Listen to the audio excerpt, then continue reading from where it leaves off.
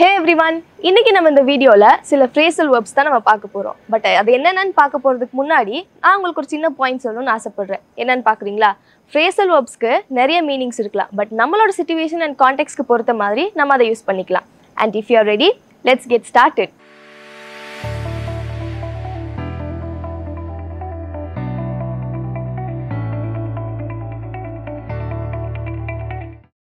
The first one is go through.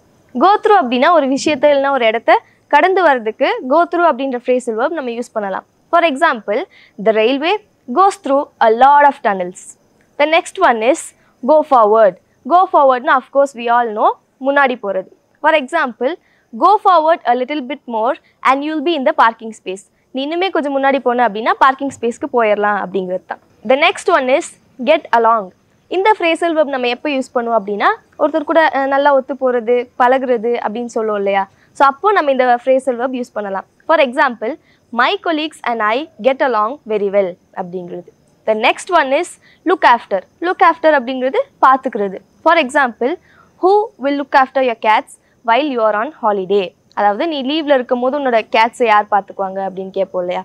So அந்த மாதிரி இருக்கிற சுச்சுவேஷனில் நம்ம லுக் ஆஃப்டர் அப்படின்ற phrasal verb நம்ம யூஸ் பண்ணலாம். The next one is save up. இதுக்கு மீனிங் என்னன்னா of course we all know சேர்த்து வைக்கிறது அப்படிங்கிறது. For example, I am saving up to buy a new laptop அப்படிங்கிறது.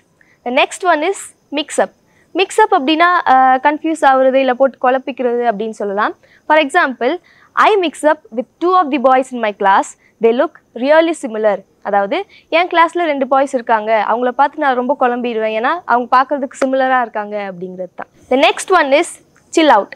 இதுக்கு மீனிங் என்ன அப்படின்னு பார்த்தீங்கன்னா ரிலாக்ஸ்டாக இருக்குது. For example, I like to chill out and two nothing on holidays அப்படின்னா லீவில் எனக்கு எதுவுமே பண்ணாமல் ரொம்ப ரிலாக்ஸ்டாக இருக்கிறது எனக்கு பிடிக்கும் அப்படின்னு சொல்கிறது.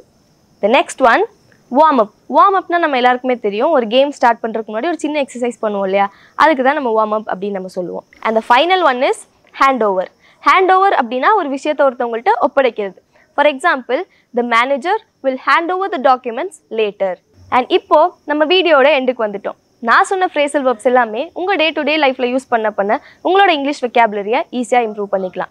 அண்ட் இந்த மாதிரியான யூஸ்ஃபுல் வீடியோஸ்க்கு ஆங்கிலோஃபோன் பேஜஸை ஃபாலோ பண்ணுங்க. உங்க இங்கிலீஷ் லாங்குவேஜை வீட்ல இருந்தே இம்ப்ரூவ் பண்ணிக்கணுமா? இப்போவே ஆங்கிலோஃபோனோட வாட்ஸ்அப் இங்கிலீஷ் கோர்ஸ்ல ஜாயின் பண்ணுங்க. To know more about the course, டிஸ்கிரிப்ஷன்ல இருக்கிற வாட்ஸ்அப் லிங்க் ஆர் லேர்ன் மோரை கிளிக் பண்ணுங்க.